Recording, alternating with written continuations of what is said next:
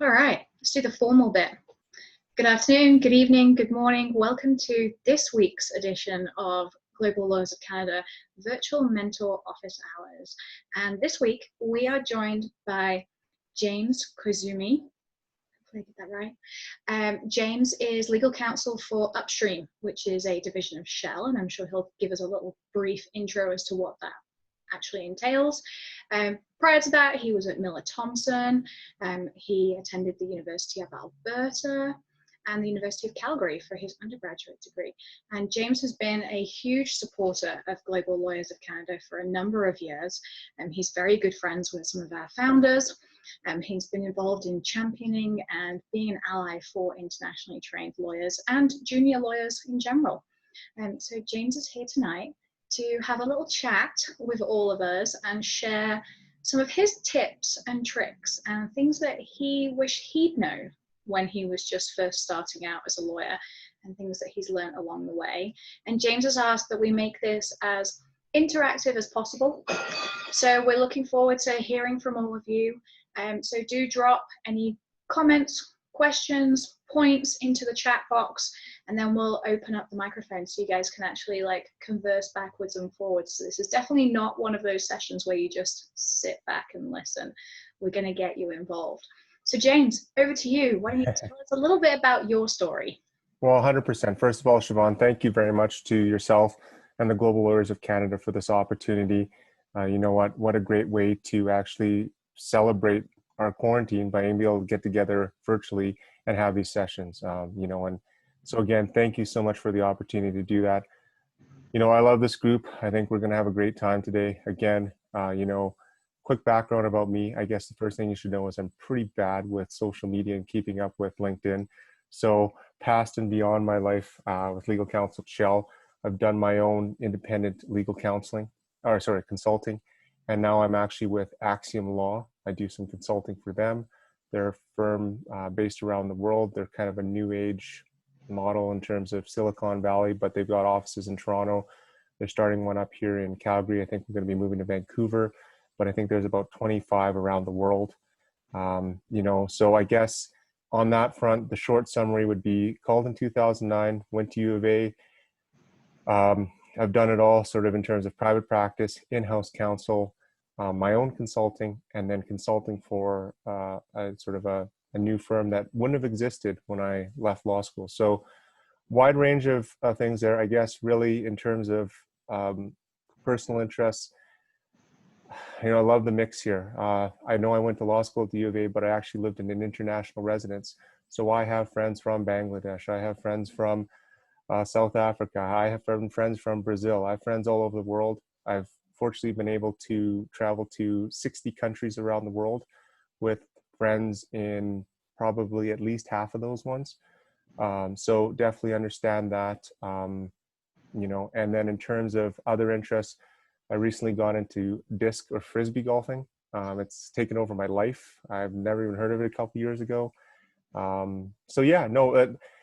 Really, truly, we want to be sharing in this one. I think the other thing too, like I said, having traveled and met people all around the world, they say, never talk the taboo topics like politics, religion, sex, and things like that. But I think, as many of you know here on this call, that's where the best stuff is. And if you come with a genuine approach and you ask in sort of a trusting and safe environment, you really can get a good perspective of what life is like for people around the world. And I think that's where we want to get to today, but in the legal context. So I hope everybody's kind of, the other sessions maybe have been a little bit more the presenter delivers, but we're going to sort of collaboratively unlock your own inner mentors, because whether you like to believe it or not, you will become the next mentors for the next group of people going forward. And the mentor approach even now will serve you well throughout your career as you continue to learn and want to grow. So the last goal before we actually start, which I said and I mentioned to Siobhan, is for anybody that's interested here, if you find a good fit in terms of the things that I say or people that I can connect you with, happy to do that. Another opportunity too, actually, which I was thinking, and this will improve my poor skill set, is for anybody that's interested, perhaps we could do a follow-up, almost like an article, and post something to LinkedIn in terms of capturing some of the key points that we might want to just post up on LinkedIn together. We can co-author it as a group. And I guess one way for you guys to build your profile, another way for me to actually get on LinkedIn and update mine, and a good way to learn and then share some of those experiences. So, without further ado, Siobhan, I think you said everybody had questions. I've prepared a handful of ones, and like I said, we're going straight to the heart of some real hard-hitting questions. But maybe Siobhan, if the group has some questions, let's go. Sure. Well, in no particular order. This is going to be very random. We're going to scatter around all over the place. But the first question we got was, they'd be interested to know the steps when provided with a task that's outside of your comfort zone and it's something you've never done before. Do you have any suggestions of how they can approach that? Oh, like virtual mentoring online for the first time? In the deep end. Yeah, no, that's an excellent question. And I guess who was the person that asked that question, or do they want to be identified, or? Sure, they're actually on the call, but they'll probably watch this afterwards. So, Carter, this is your question. Okay, no worries. There's a lot of things that happen with the practice of law that happen with life, but I think when you're entering a new career, hey, it's some people's first honest career type position. There's so many different people, so many different personalities. You're trying to figure that out. I think in terms of coming to a task that you know on the first time, first of all, understand that the people around you are expecting that you don't know, and that's okay. Um, Thankfully, there's been a lot of junior lawyers that have come before you and will come after you. So I think first of all, take that deep breath. Second of all, another thing that's really key is don't be afraid to ask questions. And now, who do we ask questions to? Well, there's a lot of people. Obviously, you want to bug the busy partner. Well, you know what? You got to get in front of their face at some point in time. But other great resources as well are, your peer group. I think also the support legal staff are excellent. Really, from a doing perspective, they know more than some of the practicing senior partners. And the senior partners will, if they're modest and humble enough, will tell you that. So it's fantastic resources there. Certainly, don't be afraid to rely on your own skill set. I think as a senior lawyer, you don't really want to hear a junior lawyer come to you with a lot of questions when they could have simply just looked up the statute. I think there's some of that too. I mean, we've got to be resourceful. We've got to be a little bit hardworking. We learn those skills in law school, so I think we want to try to use those.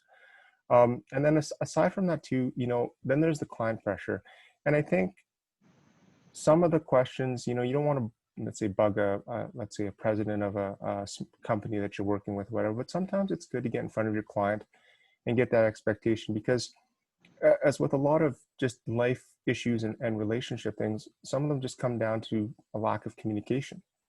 And sometimes you're trying to figure out what the client wants through the partner that really doesn't even really know what the client wants because some of the questions weren't asked.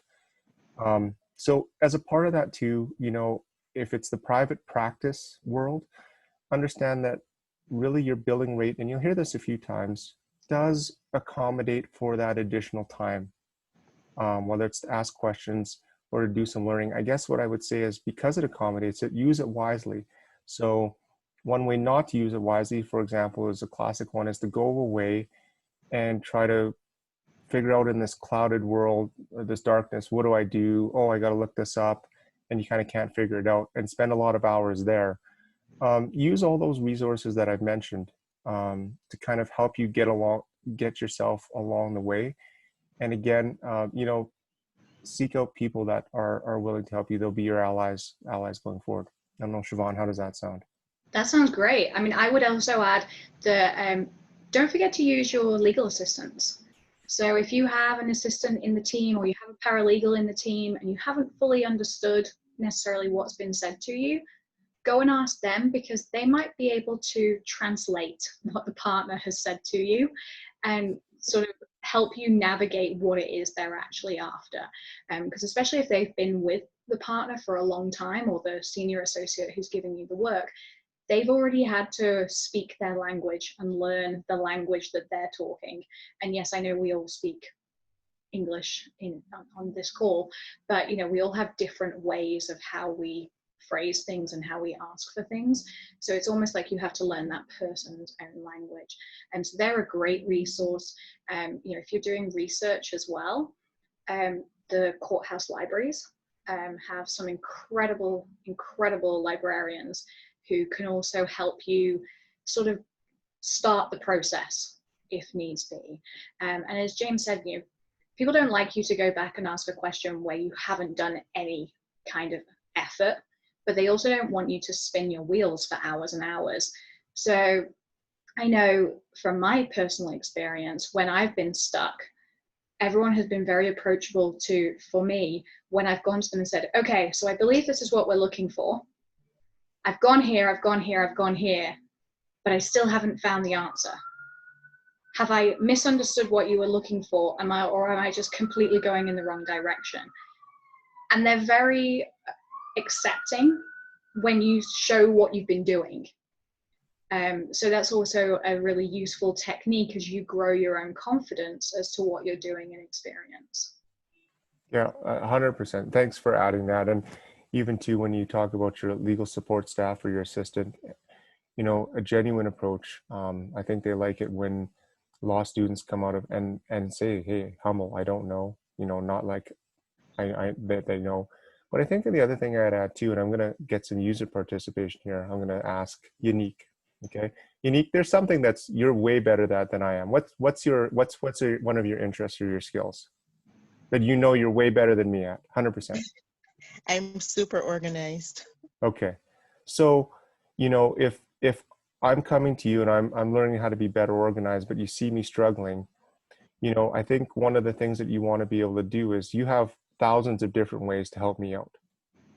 And so I think for the answer to this question, I think people have to understand when they see something that they're good at and they've helped other people, and then just flipping it in reverse and kind of using that mentality as well to sort of help you problem solve those issues. So how did we do? Any questions from the group online? We have a hand up. Uh-oh, I see hand up. Jawad, go for it. Right, thank you. James encouraged us a little bit earlier to treat this as a very honest session and to just put our questions out. And, so I'm basically going to do that. I'm basically going to ask two questions that I don't think I would ask in a more professional setting. So I take it, I take comfort from your assurance that I can ask these questions here. Safe The first thing is regarding, exactly, safe space. The first thing is regarding people who have come from outside of Canada, from a different cultural background, such as myself.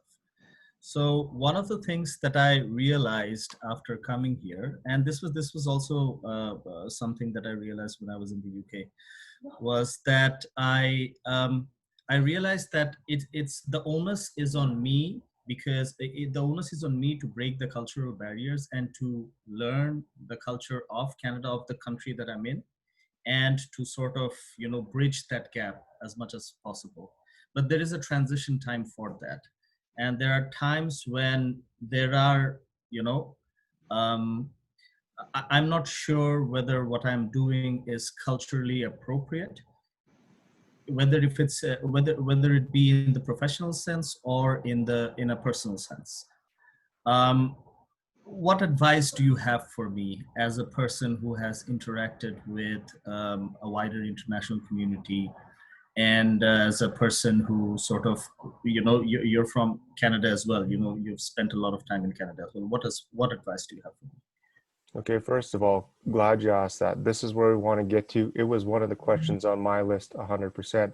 Who else has seen those types of issues? Just kind of raise their hand or just, yeah, totally.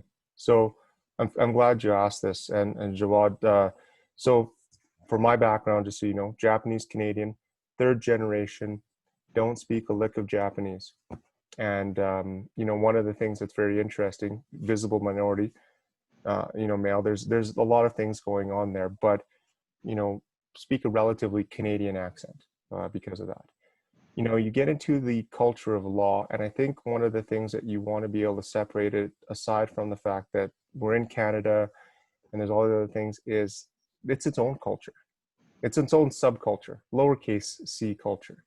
And so I think that's one of the great skills of people that are coming into the practice that are of an international background, that you, I think, will have an advantage in the sense of you've been exposed to other different subcultures and multi subcultures throughout your life. And whether it's big C cultures or little c cultures. And if you think about how you've been able to use those life skills and adapt in those types of situations, I think what it's going to be able to help you out is be able to sense, learn, feel, understand that environment quicker. Okay. And then I guess, just let's go in a nutshell here really quickly. We'll get to the details after. I think once you've kind of got a good sense of that, you also want to find the confidence, because you've had that in your past life experience, to continue to be yourself and find the bridge between you being true to yourself and authentic to who you actually are, and then fitting into that cultural environment where you've done many times before and succeeded. And subculturally, it doesn't always have to be big C culture. And the reason why that's important is because the practice of law or any demanding profession is going to take a lot out of you mentally, physically, emotionally.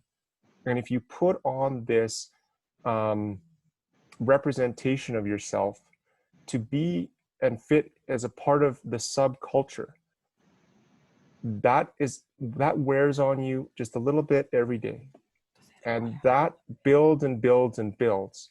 So I guess what I'm trying to say in terms of a coping mechanism is, first of all, be very confident that your life experiences have prepared you well to jump into these environments.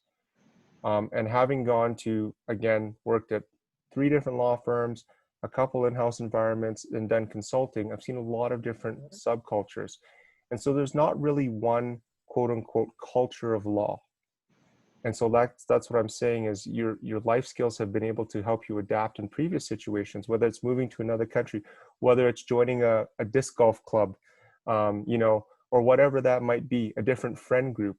You've been able to figure out that subculture, but yet you haven't put on a show or put on a facade to be a part of that group. They've accepted you for who you are, where you've had those experiences, and you've been able to thrive in those environments. And I think that's the type of general experience you want to be drawing from. Does that make sense?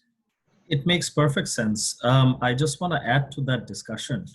One of the barriers that I face at times is that, and I'm being very personal here, you know, I hope I can share this is a safe space.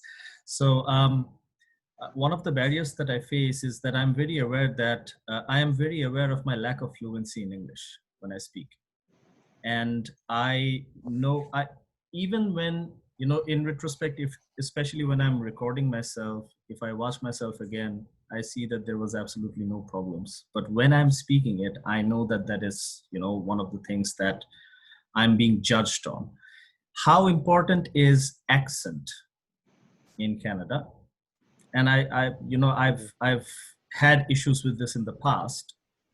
And how important is fluency in Canada? I'm not only confining myself to the practice of law, I'm just, you know, being general about it. You know, 100%. Obviously, there's a factor. I think whether it's we're looking at the characteristics of, say, fluency or proficiency at the English language. I think, you know, proficiency of the English language, it's something that'll be difficult to measure. But I think really what we want to focus on in terms of the professional environment going forward is, and anywhere around the world, is an understanding and solidifying and ensuring that communication. So, you know, maybe if I'm going to another country and I'm trying to speak another language, I want to make sure that with whatever broken language I'm trying to use, to make sure that there's a reciprocal understanding in that communication.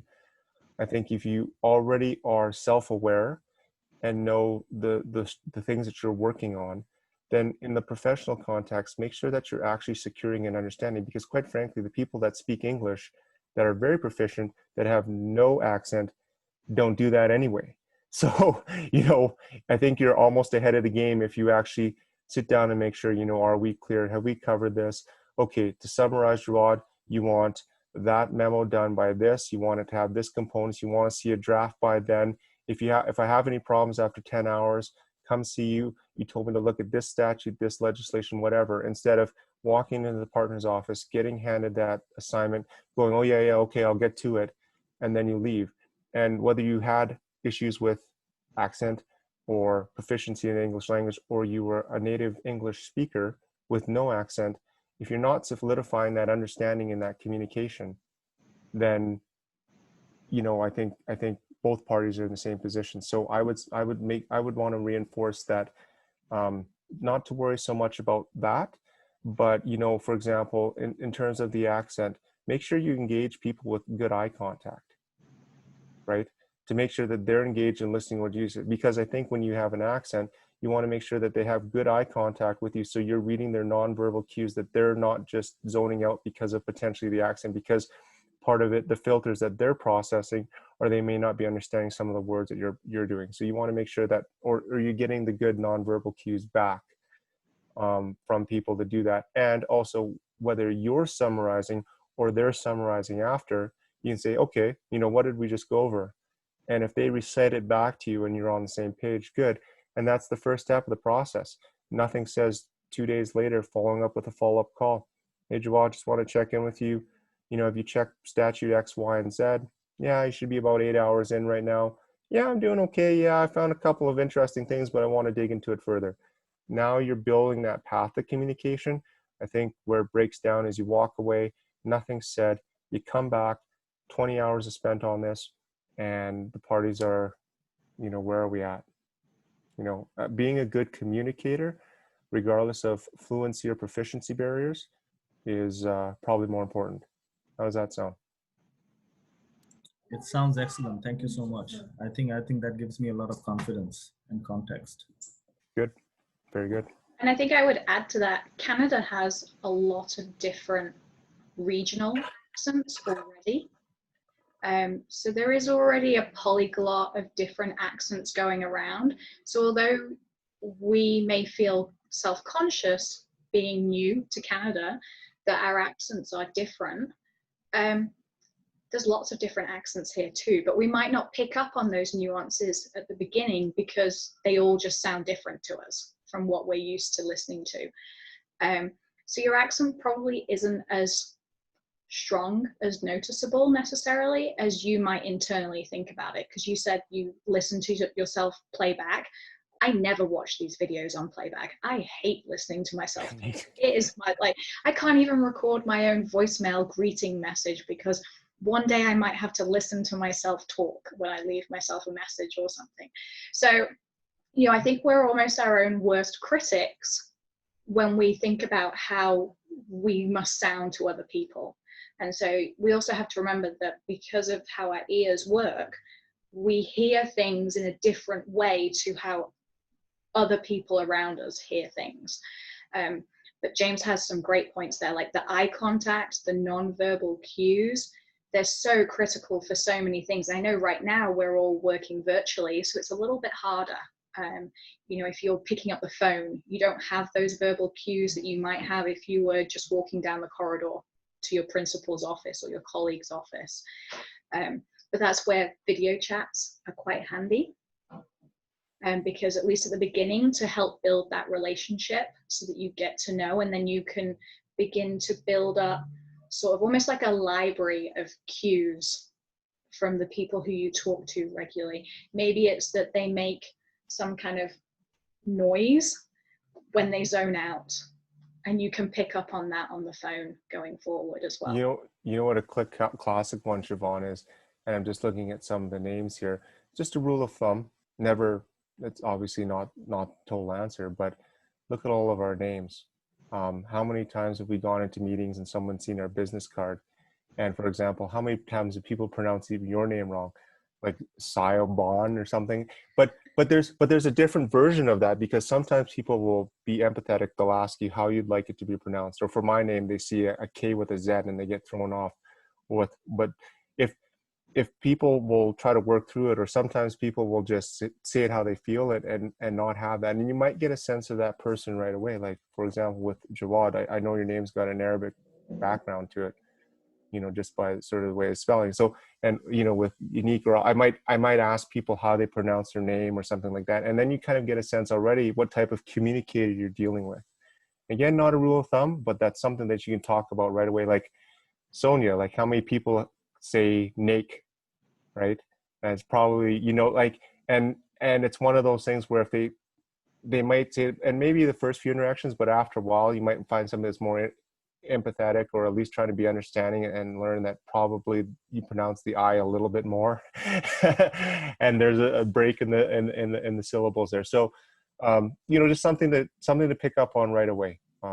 Just kind of get an idea of the communicator you're dealing with back on the other side, because like Siobhan said, you could be your own worst critic, when really, with communication being a two-way street, you want to make sure that you're also engaging with somebody that's also equally interested in that good communication. Yeah, I mean, has anybody else had any situations where you've struggled to communicate, or you found a way to communicate with somebody where you were having a struggle, but then you found a way through it? And do you have any tips that you can share with the group? I mean, I can tell you my story about pronouncing my name 12 times on a phone call today, but I'd rather hear from you guys. I'll tell you my story whilst you build up the courage to say something. That's fine. So today I had a telephone call from the States, so from across the border, and I was like, oh, who's this calling me today?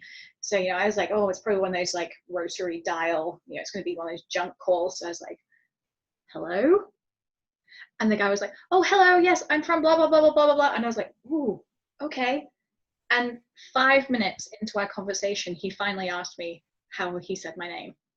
Because he was so embarrassed that he didn't know how to say it, he just barreled into the conversation. And it wasn't until he felt comfortable enough talking to me, and that he wasn't going to sound like an idiot, that he then felt that he could ask me how to pronounce my name, which was extremely sweet and happens more regularly than we think. And it was more about him being comfortable, or comfortable enough to ask me how to pronounce my name. So it's almost like you have to build that sort of relationship with somebody immediately. And he still said my name wrong, even when I pronounced it to him. So, that's just normal. And I'm sure many of you have that too. And I've done it to lots of you on this call, where I've pronounced your names incorrectly, and you've been very patient with me to pronounce them right. And try and learn how to say all of your names the right way. So, finding that common ground, finding ways around it, for sure. Awesome. Absolutely. I think another thing that I would add to that is that I found here that, first of all, the culture that I come from has a very deep sense of awareness about who's senior and who's junior. And there is that deference to be given to somebody who's senior. And there are certain positions that are associated with seniority. And then there are certain positions that are not associated with seniority. For example, when I came here, the position of a mentor back in my culture is essentially merged with that of a senior. And you pay respect, and you are deferential, and you are very humble and show humility towards such a figure. But over here, you can essentially be friendly. And that's something that has sort of at times thrown me off. And I didn't know whether me treating the other person with a certain degree of deference has caused the other person to feel a bit of irk. And, so these are things that has happened. And then, subsequently, I've had to adapt. I understood that this is a cultural difference. I've had to sort of recalibrate how I've dealt with that person. But these are things that have happened here that, the small little things, these, these communication or cultural sort of barriers, I would call them,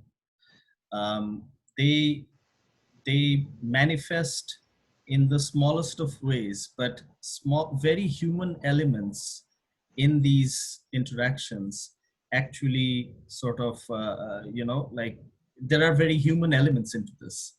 Mhm. And we have to sort of adapt using our human instincts, so that's something that I wanted to share as well. I had another question. Sure. Right, and this is sort of completely on a different tangent than the one that we were discussing. This is about finances, and I didn't know who to ask, and how to sort of. I don't exactly know how the system here works.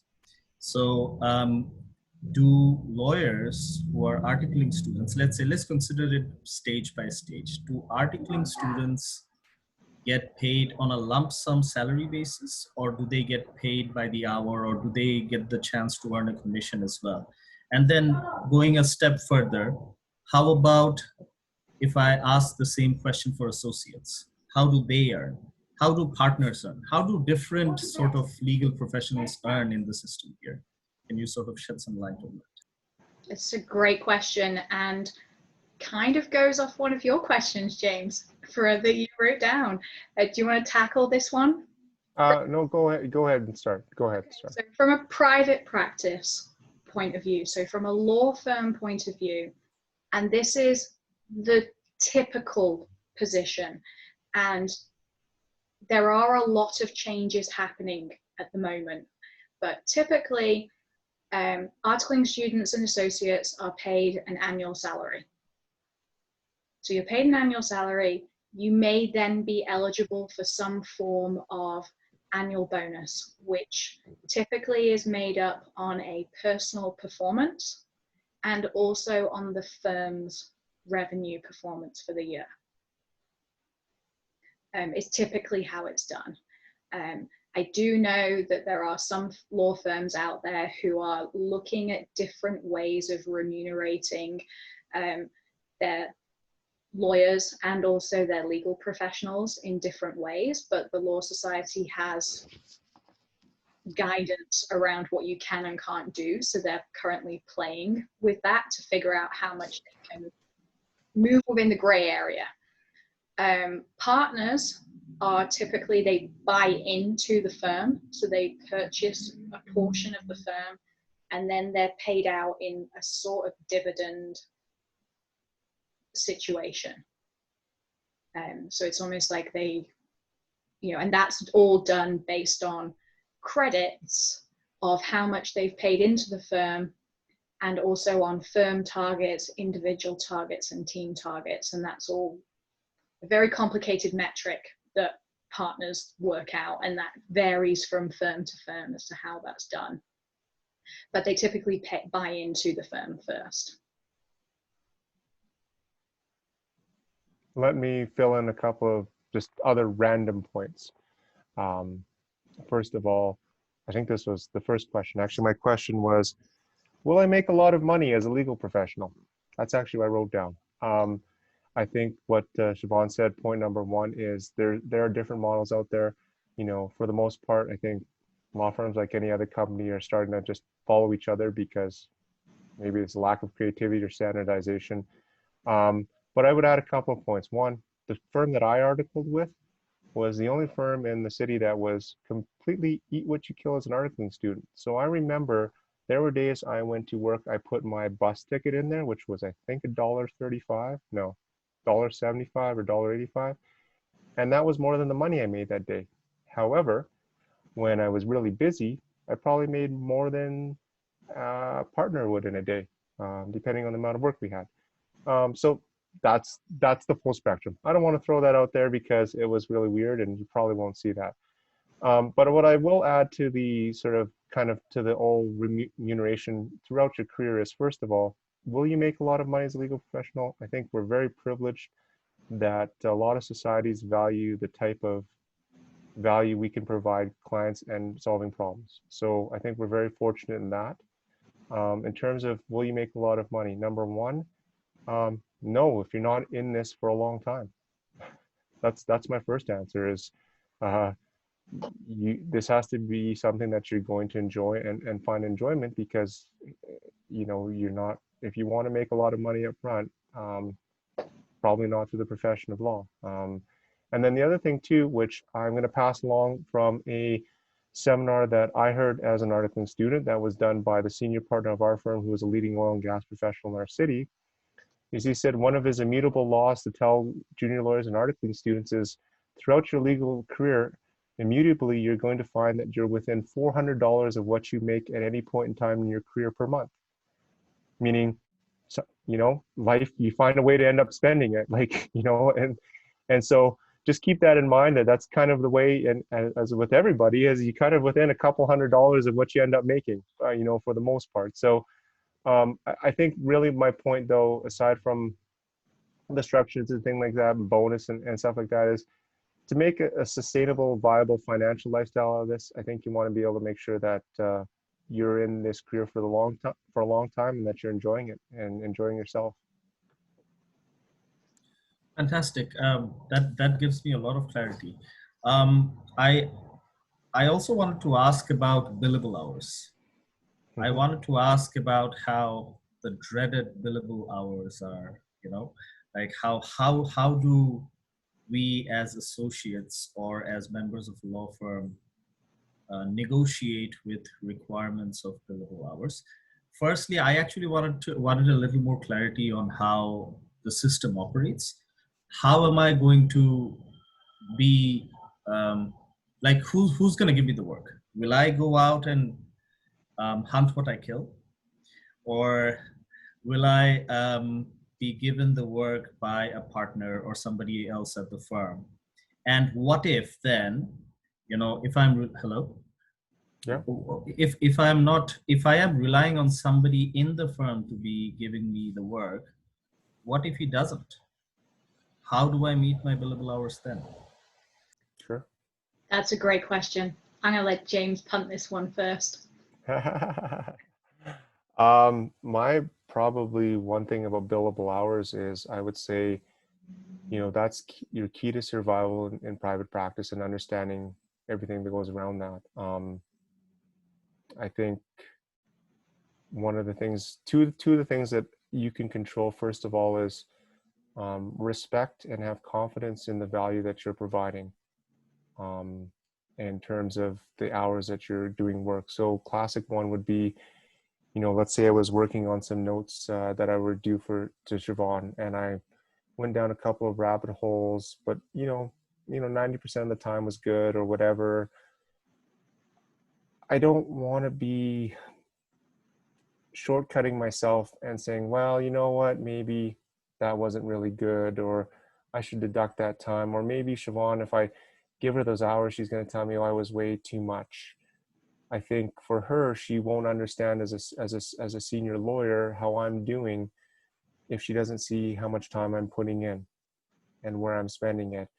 And you can't do that if you shortcut your time. And here's another one too. Let's say you worked an hour, but you felt like it only should have taken you 45 minutes.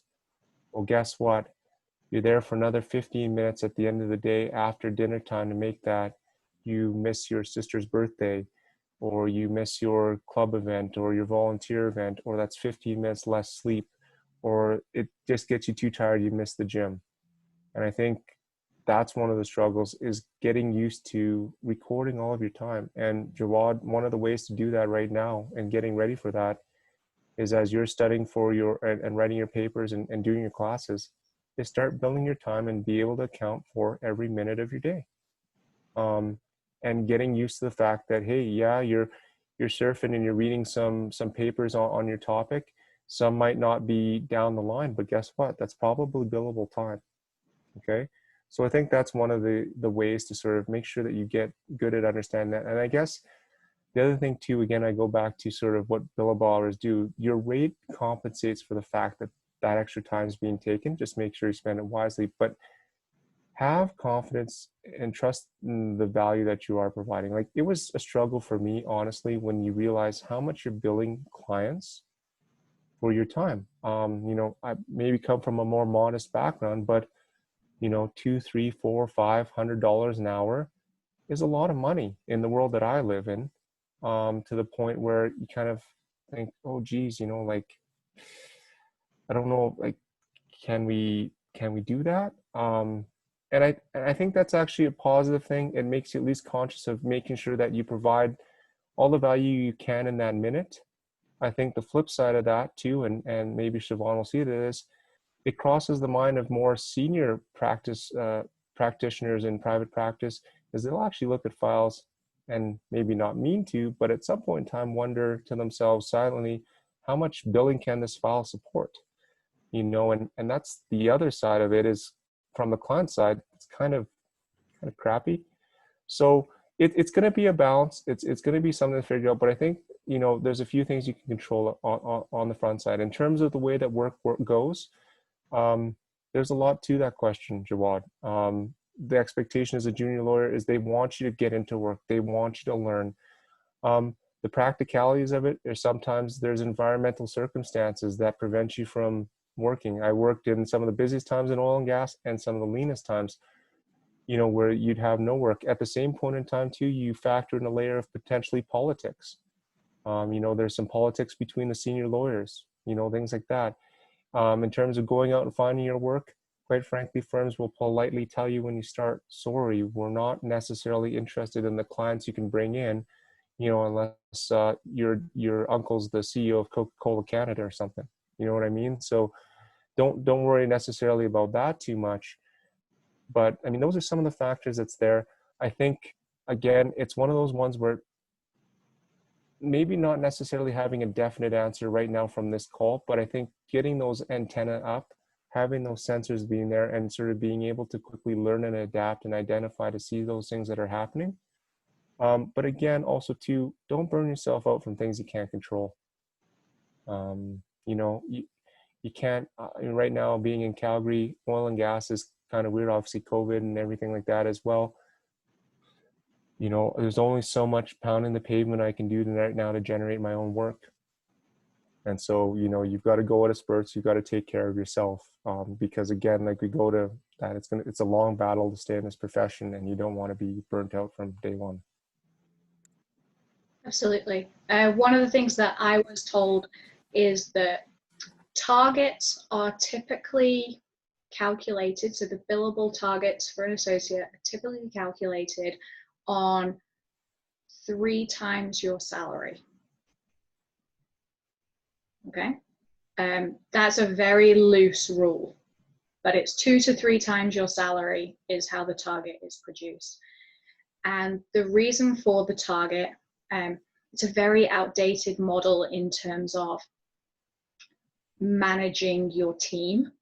So for the law firm to manage its lawyers, but it's one, as James said, that's become tradition. Everybody just adopts it.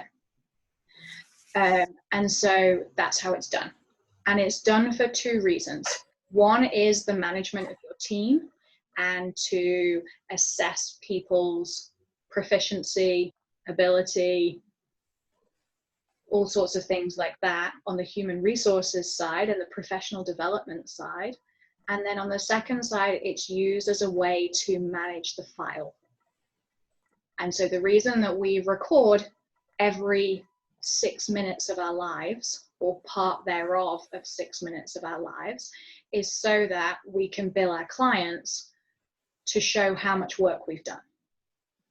And as we now move into alternative billing methods, so alternative billing methods are where we don't bill by every 6 minute increment, so on an hourly basis, but instead we use flat fee rates and project total costs, or, you know, they've set up various different ways, you know, where they pay like almost like a contract fee if they get so many hours worth of work, if they pay this much in a month kind of thing.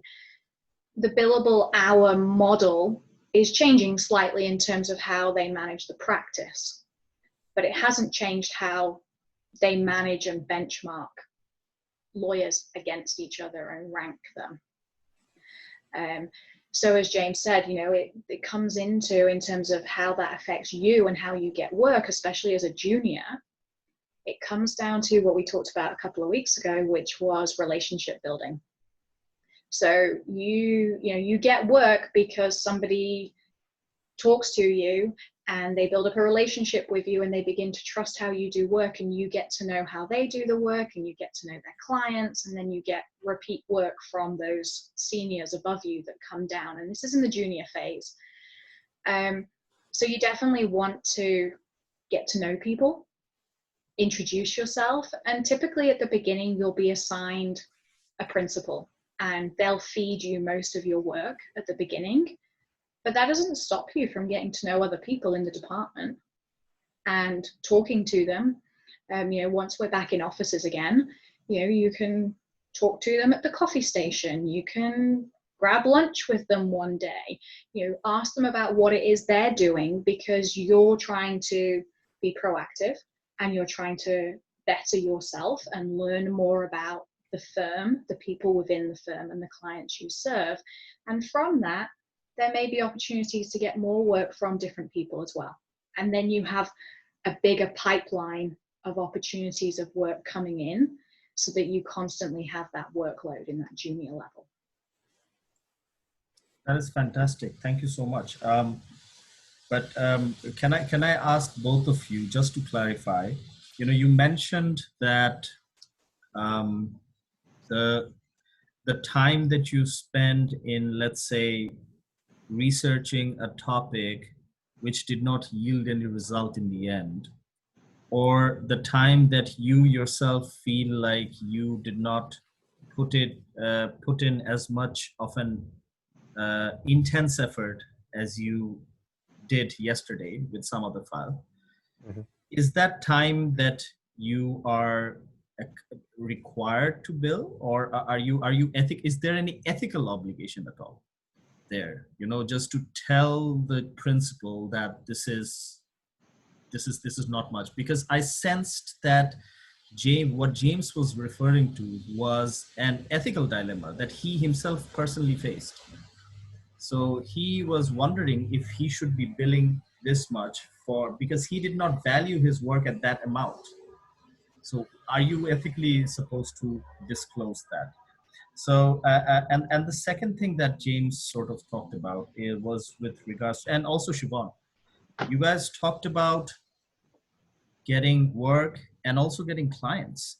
I think James mentioned that firms sometimes may not be very enthusiastic about you getting your clients, but I think, does that at all depend on the size of the firm? Because smaller firms would obviously want more clients coming in through the door. Yeah. Let me address that one first. I think don't get hung up on anything too much as the rule or letter. I think what firms would be more interested in is seeing you being able to develop relationships. So don't worry about getting the work, but like Siobhan said, relationships with other lawyers in the office, support staff, your assistant, when you're out at company events.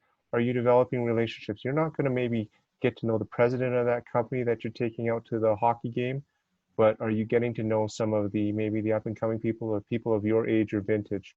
We want to see you be able to develop relationships. And from that, things will grow.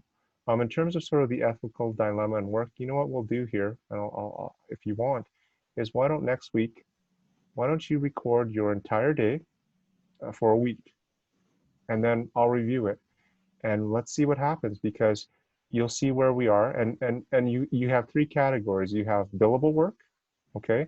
So let's say you work from 8 to 6 every day on your schoolwork, or that's your typical quote unquote work day.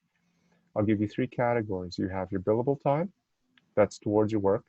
You have your non-billable time. So let's say that's, let's say you're part of a student association and you're doing some of that volunteer work, but it's not necessarily related to that. And then the third category is just no time recorded, but recorded anyway. So that's if you're going to the gym, if you're making a meal or whatever, right? And let's see if you get the 10 hours every day, and let's see what the gaps are, and then we'll talk about it. I think that's probably the best way to solidify that experience, is to actually have to do it. I hope that's answered your question. I do want to make sure that Sonia had mentioned one really quick, and I just saw Unique had mentioned one too. Sonia, with your question, do you have to account for your time when you work in-house? Do billables apply there as well? I think it depends, and I don't want to just leave you with that. I think the it depends is sometimes you see that because different projects require maybe some from an internal accounting perspective. You might have to want to build to certain projects or areas or things like that, or if it's shared a partnership or a JV or something like that. It's not the most common thing. I think the focus on in-house is that the work just gets done, and that it's not necessarily about accounting for that and justifying that work, because you're only working for one client, and the justification is if the work gets done or not. Like Siobhan said before, part of the reason why billables exist is because there's also a time entry alongside of that. And actually that's your next step, Jawad, is also put a time entry beside it, tell me what you're doing. So put a little short entry beside your billable time or your non-billable time, say went to the gym, 15 minutes to walk there, an hour at the gym, 15 minutes to walk back, or, research something but be specific, because the client, it gives a window as to what the client knows. In the in-house environment, Sonia, you're going to get that through, say, regular weekly meetings on status. And again, if things are just moving along, and that's sort of the communication vehicle for those types of time entries, because the results will speak for themselves. I hope that's answered your question, Sonia. Thumbs up or perfect. Perfect. Yonique, do you want to ask your question? Because I think that's a good maneuver on from the billable hour. Yes, thank you, Siobhan. So, James, you mentioned earlier that you have had experience from, law firms, you've done in-house, you've even done consultation.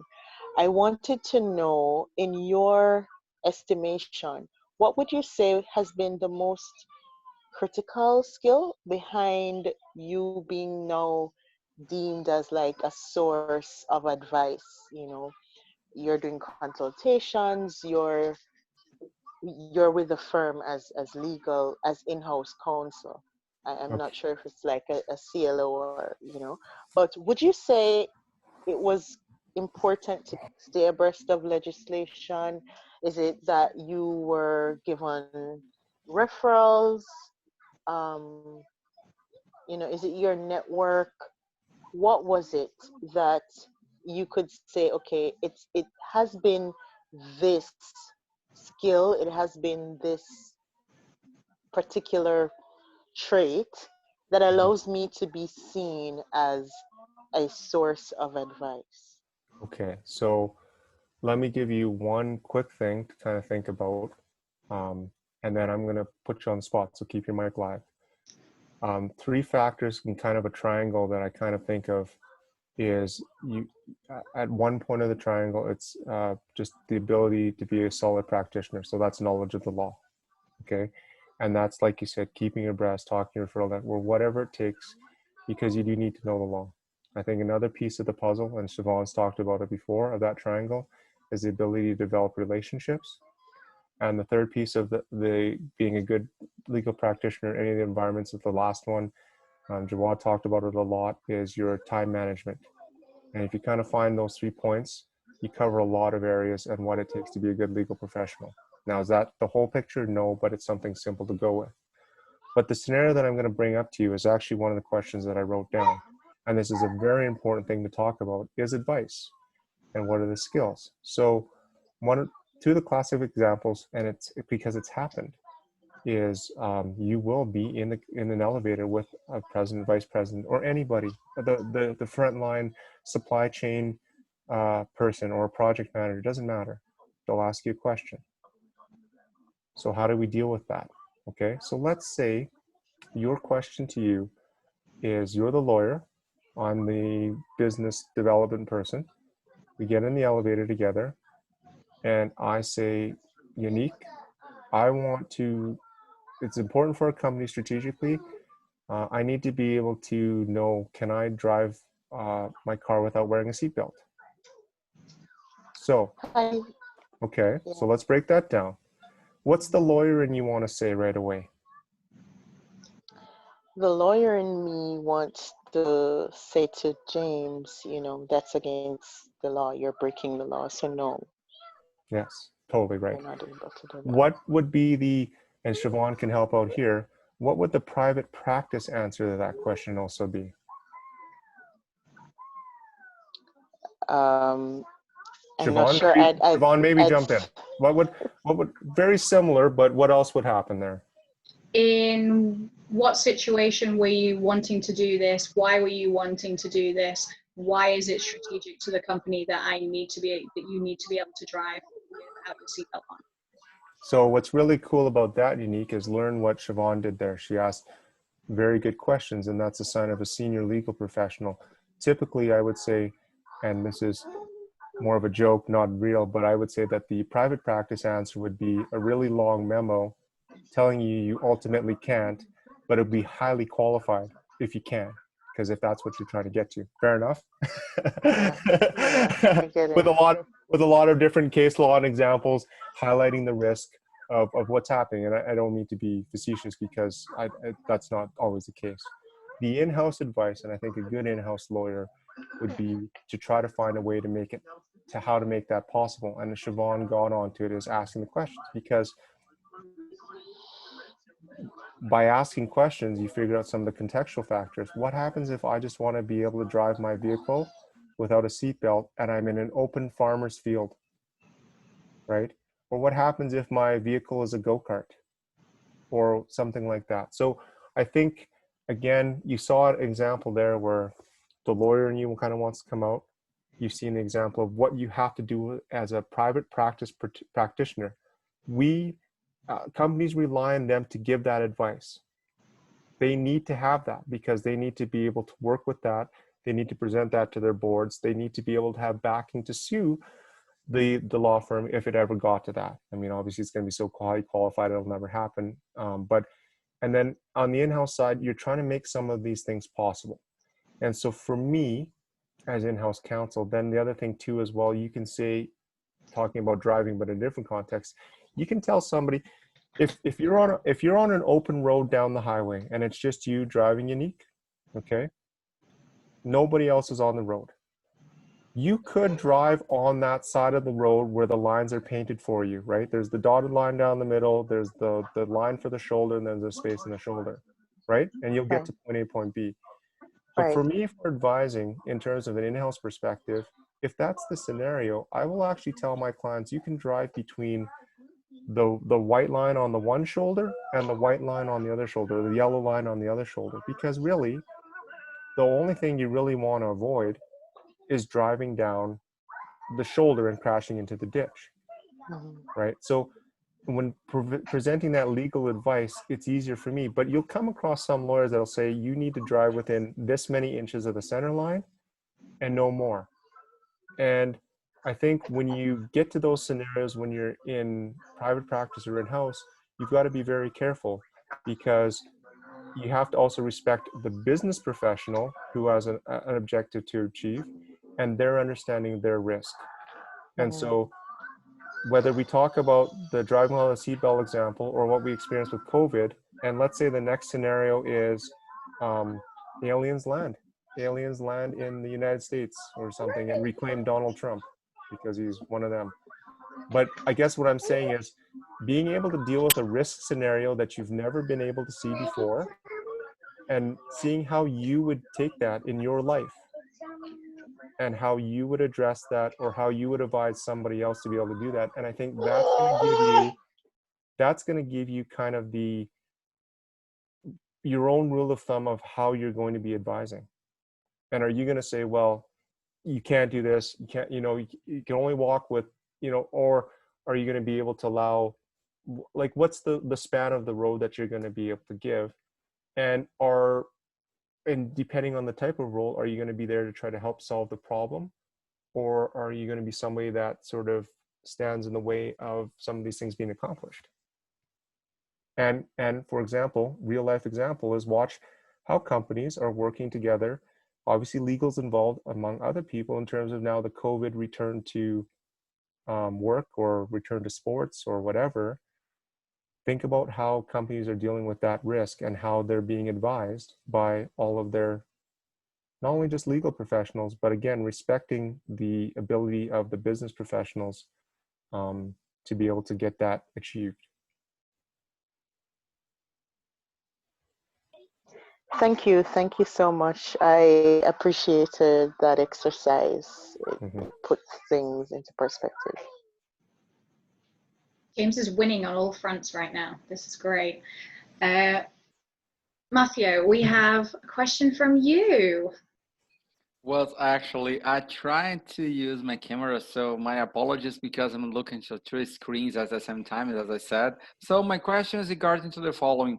For those who, like myself, has a long experience for more than almost 20 years of legal experience overseas, and we're starting all over again here in Canada. I'm doing an LLM and pursuing the NSA requirement and so on and so forth. So I'm actually starting my legal career all over again. So I worked in multinational corporations, the mergers and acquisitions and international contracts, arbitrations. So, however, everything is new for me. So instead of saying that I have experience, I'm starting to say that I'm a new counsel. Everything is brand new. It's a brave new world. So how the law firms saw that and how the companies see that I'm a new coming from Brazil and I'm someone, I know that I have worked in Europe and a little bit from here in Canada. I've worked for Canadian companies, but I saw myself in something new because as you guys, I'm trying to bust into this new Canadian legal market. So how you see that? I mean, I've got a response, but Siobhan, do you want to jump in? No, I'm going to let you go. You're on a roll. Well, I think the first thing you've got, Marcio, honestly, is the correct attitude. And I wish that no matter how junior or senior you are, whether it's in life or in the profession, you come with the attitude of wanting to learn. Because I think there's always something anybody can learn at any stage. We start getting old, I think, when we don't want to learn. I'm going to add on a personal note, Marcio, which is actually quite interesting, is my good friend who I lived in the international residence with, married a Brazilian lawyer who had roughly 20 odd years of experience, who has now immigrated to Canada.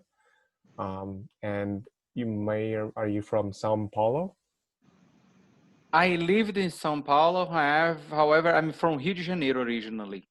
Okay. But I lived in São Paulo for quite some time. I apologize because then I would have got because I said, I wouldn't have said Sao Paulo if you were from Rio because that would be wrong. I know that there's a difference in accent. No. Story for him was he worked with the family firm down in Sao Paulo for everybody else, not Sao Paulo. He's decided that actually the legal profession was actually too much for him. And he did decide to pursue working here in Canada in the legal profession. But I mean, you're going forth in that. I think what you have again is the attitude. Be a sponge, learn as much as you can, continue to learn. I think the other thing that's going to shine through pretty quickly, and this is a challenge for you in a really nice but different way, is my principal kind of told me something is like, you've got to be able to, as you go through your career, and maybe more so for you because you have experience, be able to let people know that you know and you're a competent legal professional without being an arrogant prick. And it's a very fine line to be able to ride when you have a balance of learning everything new, but some very significant, sophisticated and complex experience. So for you, more different than maybe some of the others on this call, that's something that you're going to have to balance and figure out. So be patient with that. And then I think what you're going to find as it shines through later on in life is that a lot of the skills, not necessarily with the law, but I think with people, time management, relationship management, being able to handle complexity, being able to handle complexity internationally, being able to have seen bigger risk, bigger value, it's going to be quite self-evident against the 26-year-old associate who hasn't necessarily seen that in their life. And in fairness to them, they need to be able to do that because that's going to make them a professional, but you have. And I think that calm, that experience, that will start to shine through. But again, you never really get to be able to say, I told you so. You never really be able to get to kind of boast and be bragging about it because you are riding that line of being humble as you should be and as we all should be because we're learning. Thank you very much. Yes. Okay, I got it. So be humble, but also put myself in the position that I'm learning, but I also got some skills that I have to learn how to apply those skills. Yeah, be patient with that too, because there's going to be times maybe you're working in a group of young lawyers and you have to also be patient too because they're learning and you want to you need to bite your arm to stop yourself from saying some of the things that you want to say, but you also have to be understanding of other people and their learning environment as they're going out through their career to be able to balance that out. Oh, I have to say something. I honestly, the only thing I want to do is to go through the exams, get my license and go and work and provide to my family and live a life calm and peacefully. I don't want to struggle that much. I already struggled too much so far. So that is actually going to be a struggle because also too, you've worked at a high level, but in the Canadian legal profession, we're starting on the low end of the totem pole. And I think one of the things that you'll be able to have there is, again, maturity brings the patience. I think the other thing you have is perspective. If you have a family, if you've been a lot through life, you'll have a much more balanced perspective on those things.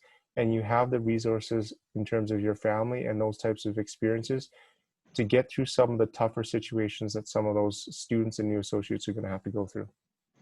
So use that to your advantage. thank you very much. And I think you'll find as well that although you'll go in at the junior level, your progression through, once you've become more familiar with the law and the practice here in Canada, your progression up will be much quicker than, say, a 26-year-old.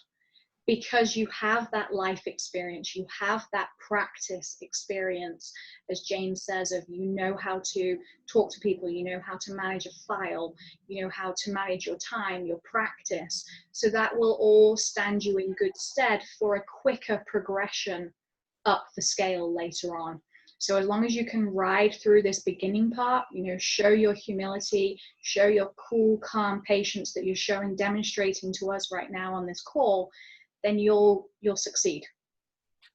Thank you, Sylvain. Thank you, Philip. Thank you a lot. That was very helpful. Now it makes me calmer. I was a little bit worried about it was possible to come over to Canada and make this transition peacefully and smoothly. Because Bringing your family to a new country, Canada, going through all that you've done is a greater challenge than what you're going to face in the legal profession. I mean, you're talking about the lives of people that depend on you.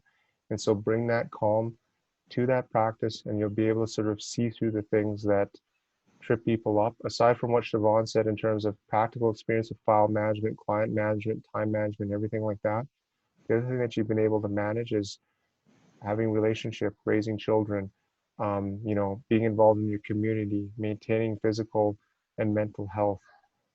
That's something that new lawyers are going to have to go through and figure out on the fly. And so you've got some experience to draw from on that. And there's as much to the practice outside of the walls of the law firm and being able to manage that as there is inside the walls of the law firm.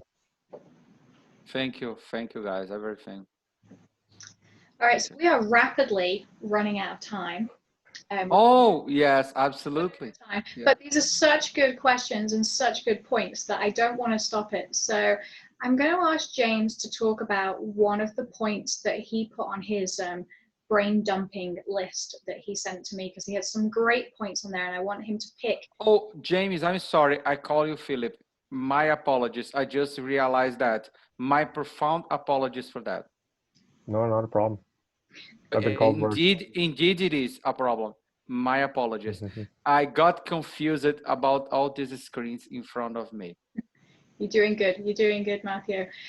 James, do you want to pick the top one on that list that you wanted to talk about today and you wanted to share with the group that we haven't covered so far? Well, first of all, for those that can stay, I'm willing to stay on the call. Second of all, too, I appreciate that. Thanks again, Siobhan. If you have to drop, not a problem. In terms of my list, yes, I have a list. I also am cognizant too, though, we have some people that haven't been able to participate. So maybe before I get to my list, I've seen some people have mentioned on the chat here. Are there any other questions sort of from the group? Maybe just give it a second. And then if not, I'm going to pick one of the silent members to actually pick a number between 1 and 20 because I had 20 different topics, and we will pick one of those. Okay. Oh, Thanks, Kim. Kimberly has a question. Kim, that's excellent. I think one of the things that you've probably already experienced then on the other side and adapting to is if you're going through law school and things like that, you're constantly surrounded by younger people. I mean, they have a different stage in life in terms of, let's say, their outside work responsibilities.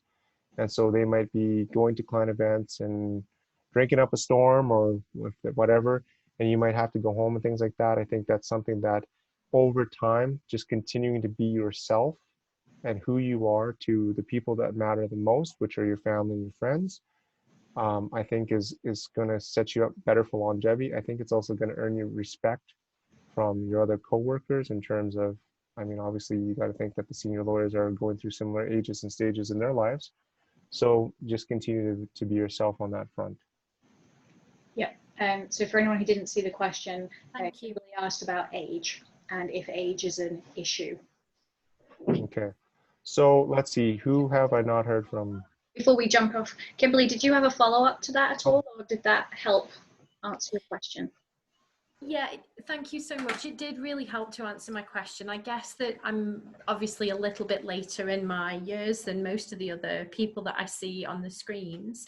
And really, it's just kind of trying to flip that into the positive, like we were just saying to Marcio. So the experience that we bring, albeit that we are starting fresh, maybe that could be potentially beneficial to a potential employer. And I think it's just trying to get me, because I'm starting new, like I've had a career with the Canadian government for like the last 10 years. So, you know, I've had, you know, a career here already. I think it's just trying to flip my mindset into saying, actually, despite me being a little bit older, I've still got something to offer, you know, a potential employer, and just trying to figure out what those things are to pull out to push forward when, you know, when my time comes. So thank you so much for that. It's been really, really helpful. Well, I'm glad. And Kimberly, one of the best articling students I ever worked with when I was a legal assistant, when I was going through the NCA process, was a 45-year-old gentleman who had been the CEO of a huge organization, and he'd always dreamed of going to law school, always. But he had a young family, and he'd got him a job, and he'd gone through the career track. And eventually, when his kids went off to university and they were sort of more established on their own, he went back to law school, and he went to law school in Canada. And then he came to work with the firm that I was working at, and he was significantly older than most of the other articling students at the time. And he has just excelled from the day he started, using many of the tips that James has provided for everyone today, and just showcasing his skill set that he had developed through life. And he brought that to the table, and he is now a partner in a law firm in Vancouver. So, you know, it can happen. It definitely is, it can happen for you. So keep going. Thank you. Thank you. Well, I just have a follow-up to that, Kimberly, but I'm going to put Philip and Patricia on the spot. Just have to type it in.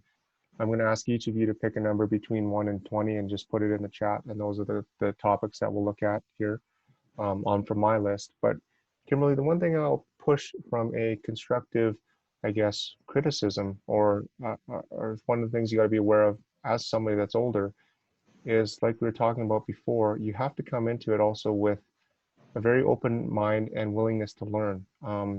And that's difficult, more difficult as we all get older. You know, let's be honest.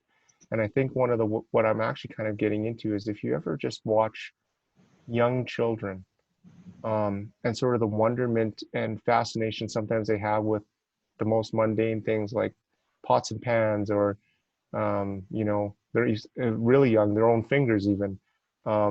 I think that's one of the things that we still have to, as older or more mature people coming into the practice, or even while we're in the practice, be able to make sure that we're still at some point in touch with as a skill. So, you know, keep that one in mind.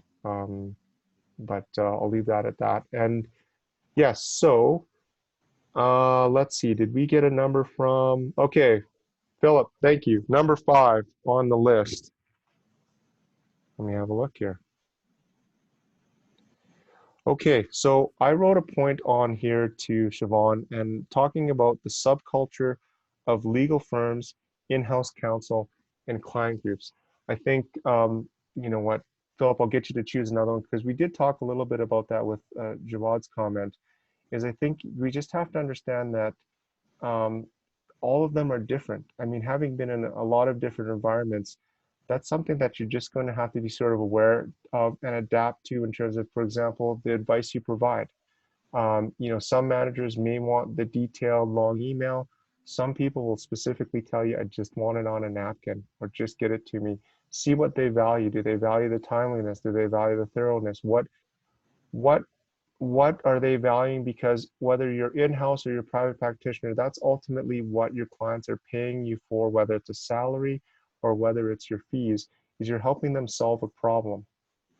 And you want to be able to, when you're solving a problem, not to be creating other problems.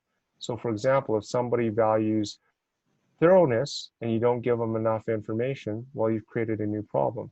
If somebody values timeliness and you spent too much time giving them something thorough, you know, you've part solved the problem, but you've actually kind of created another one. So I think that's one of the ways, just to sort of be aware of this, the different subcultures. And then also just kind of that self-awareness then as a part of that is who you are, what type of legal professional you are, and be confident that that is providing value. I'm going to almost guarantee that Siobhan and I are quite different lawyers, and yet the clients we work with value our time, value our advice, even though we might approach things in completely different ways. So that's number 5. Philip, I hope that's good. I'm going to get to Patricia's number 12, and then Philip, I'll get back to your number 10. Oh, awesome. Good job, Patricia. Great questions. Okay, so number 12 was, I wrote down the fun stuff about this legal journey so far that has nothing to do with how fast I can pay off my mortgage or what I can put on my LinkedIn profile. How's that sound? That's a pretty good one. I think that's really what this practice is all about. It ranges from, well, I think it centers around people because you make a lot of great friends. You go through battles with them, whether it's in a good way, and you win as a team, whether it's within your firm, whether it's in cross-functional groups and organizations, whether it's international projects. When I was at Shell, I think we were working with, at some points in time, 5 or 6 offices around the world with people I may or may not have ever met with. You know, you get the little things along the way. People are, even when I was volunteering with the legal clinic, people come to tears sometimes because you're able to provide a type of value that is rare in our society, that's highly valued, highly coveted. And for you to be able to help them solve their problems is very big. Let's be honest, when you get into the legal and when you get into the business world, people don't want to really talk to you. They don't really want to have to deal with legal as much as we want to think that they do. And so by being able to kind of go from that position to be able to leverage it to solving their problems and be a great person and a friend along the way, it's huge. So I think there's that. I think there's other aspects that, you know, it's enabled me to do things in life outside of that. So, you know, I'm a single person, but I've been able to travel. Like I told you before, I really love to travel. I think another side benefit too that I had to figure out is how I'm going to figure out my physical life. So, you know, I struggled very greatly with, you know, a lot of physical health issues. I was massively overweight, but, you know, at some point in time, and it was while I was in-house at Shell, I figured it out. I lost 72 pounds, living a lot more sustainably, figuring out that diet and lifestyle, getting better sleep, you know, on that front, corrected some of my sleep issues. So it's some things like that have been phenomenal. And then being able to figure out life in terms of finding a sustainable way to practice and yet be able to balance community efforts. So I'm still volunteering, you know, I still get to family events. So you know what, I think those are the big things about this journey. And really the last one is we still get to learn every day and we don't know where it's going yet. And that to me is exciting. I think there might be some people that maybe want to know it all and then be able to ride that comfort of being able to know and deliver the things that they know on. But I actually am sort of motivated by not knowing and continually learning and growing, and coming across those situations where I don't know the answer. So, you know, I think what's going to be great here for everybody here on this call is you're going to have the same stories to share with other people.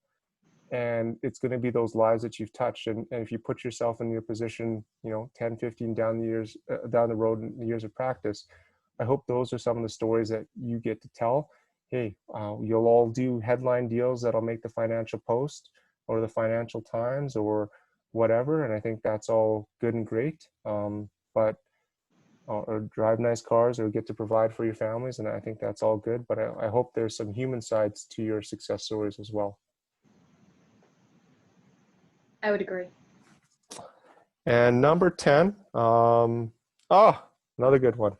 So I think we got to come across times in our practice. You know, I think this is really important for people in the call because especially, I wasn't sure, are we going to have some people also currently practicing, but it seems like we're mostly people looking to get practicing, at least in Canada.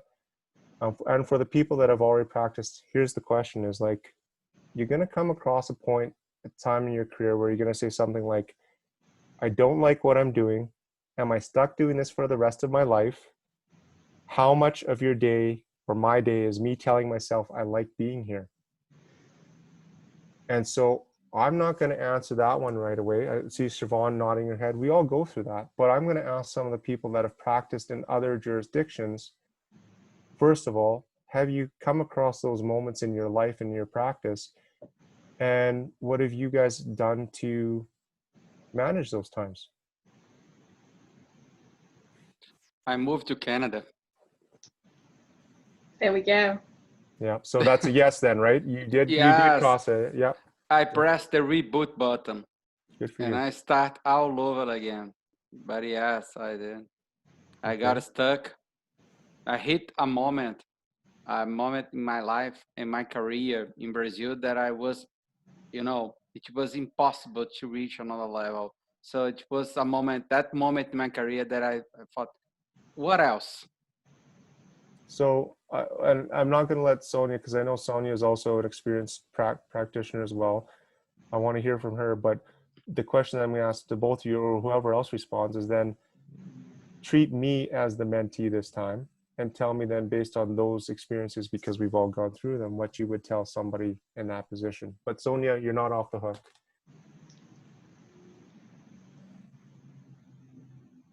Have you come across that situation in your career previously where you've thought about that?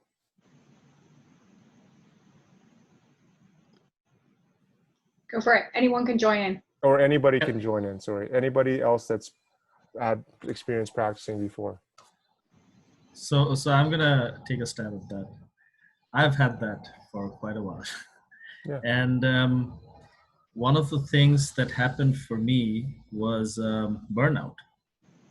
Essentially, it was burnout that brought about these feelings in me. And another time, the last time in fact, what brought about this feeling was that I had nothing else to achieve there. And like Marcio, I literally had nothing else that I wanted to prove to myself or to anyone else. So I realized that I'm constantly in a state of trying to sort of achieve certain goals and setting them for myself and achieving them, and that gives me satisfaction.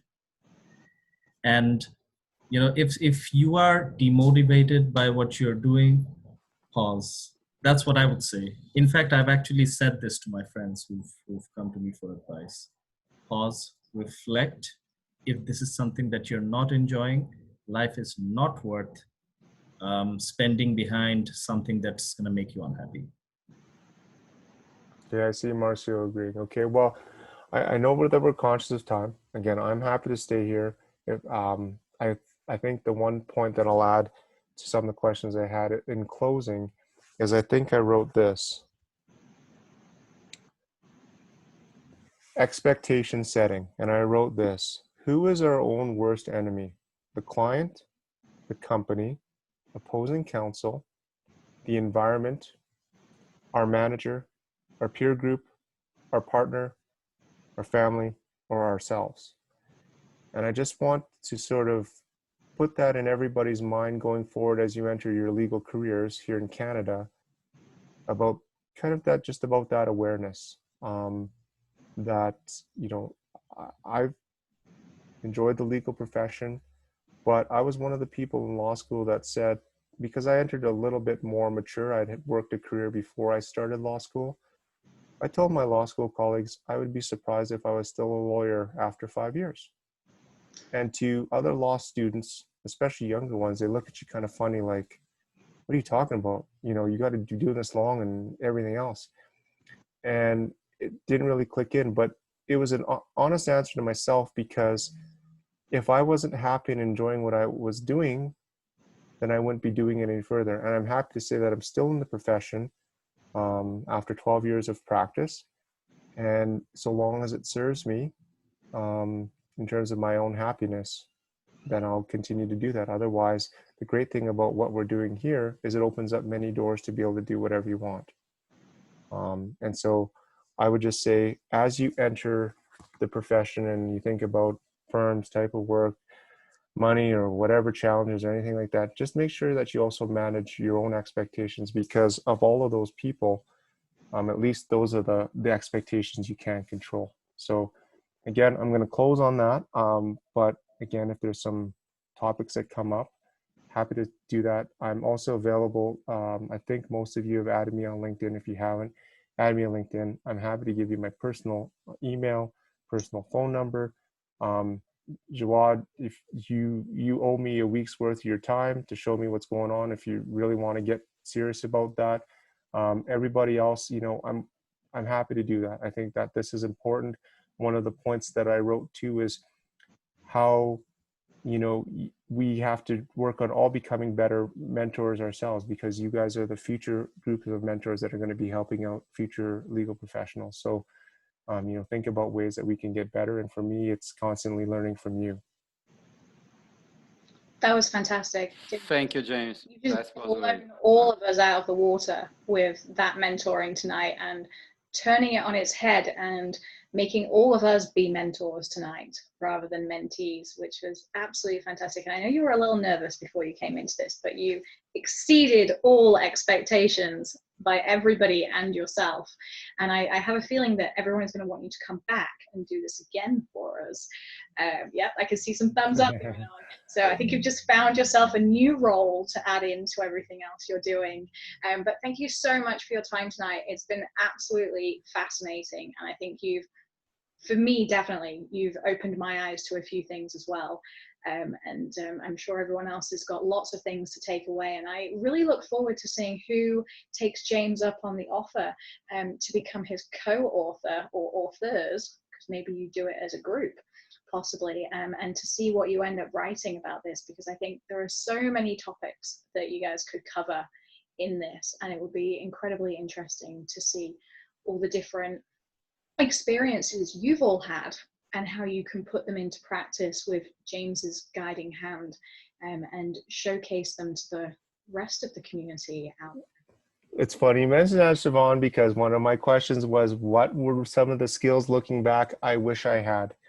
One of them, well, really quickly, one of them is I wish I'd known another language. I really am envious of all of you for being able to have a lot more international exposure than I do. The second one for sure is I wish I would have had the skill to have more confidence in myself. I think it came when I ended up being my own independent contractor and understanding that the value that I'm providing is important to people. And it took a while to get there. But the third one, and relative to your point, is social media. Social media, I'm very bad at. I've got a lot to learn from you, Siobhan. I think that's an excellent way to network, particularly in the way that the world's moving forward. And that's why I put forth that opportunity, is because it'd be a way for mentees to sort of build their profile in a professional way, but also secretly. And by doing these things, you'll find that you end up as the quote unquote mentor learning more than actually the mentees. Is you're getting me out of my comfort zone. You're forcing me to get into social media, posting some articles and creating a presence and profile online, because my profile is intentionally antiquated, and I think I need to step into at least the most recent few years. So thank you. I think you've got a great team of people here who are willing to help you do that. And it really is trial and error when it comes to social media. Trust me, I just throw stuff out there and I'm amazed at how many people actually look at what I post and then respond to me. I mean, honestly, I'm talking rubbish half the time, in fact, more than half of the time. But yes, definitely take James up on this offer. This is a really, really good offer, and you probably won't get a better one at the moment. So definitely do that. Keep in touch with James. You know how to get in touch with me as well. If you can't find James easily, message me. I will definitely put you in touch. Guys, next week on our session, we have another really, really good session. I can't even remember what it is because it's so blooming good. Bear with me like 2 seconds whilst I figure out what it is we're going to talk about next week, but it is going to be brilliant. And I feel like we should get James back in the Well, I'm going to do something in the interim. I'm just going to put my phone number in the chat. This is just for this chat, correct? Yeah. For the members of this group. Okay. Yeah. So for anybody interested, this is my phone number. Like I said, I'm in Calgary, but Siobhan, honestly, when I do come to Vancouver, we will meet. Vancouver's got the best bubble tea. So we'll be doing that. And then Edmonton. We might be meeting in Banff in a couple of weeks. Oh, that's right. That's correct. Because so we have to go and play frisbee golf in Canmore. You will be taken care of on that front. We have one of 100%. the best frisbee golf courses in Canmore. So I think we should go play on that because it's open. I found out the other day. Okay. Well, I've put my phone number in there for everybody. Feel free to text or just call. And yeah, well, I guess we'll leave it at that. Thank you so much for the opportunity tonight. You're welcome. And next week we're going to be joined by, I just had it here, how to manage files and matters as a junior lawyer. We're going to be joined by Jason Feng, who's an associate at Pinsent Masons in Sydney, Australia, and Daniel Lowe, who is in-house counsel at UBS in Singapore and was the founder of Global Lawyers of Canada. So we're going to be with one of your friends, James, next week as well. Well, okay, great. Before we go on that, let's get the group, for the people that are planning to be there, let's think of some hard questions to ask. Okay, because one of the interesting things is being new. So for the people that have worked on that, how do you manage files? So talk to them about that. Talk to them about collaboration. Talk to them about how files are structured. Ask them questions about their business model. Ask them questions about how much they communicate with the client, you know, all that other stuff, and see what they say. Because certainly from the in-house side, I definitely have a different perspective about some of the services that we receive from private practice. So think about some hard questions. Those are always the good ones. Okay? Absolutely. All right, guys, have a lovely Thank evening. you, James. Thanks, Shala. Have a great night, everybody. Good night. Have a great night. Thank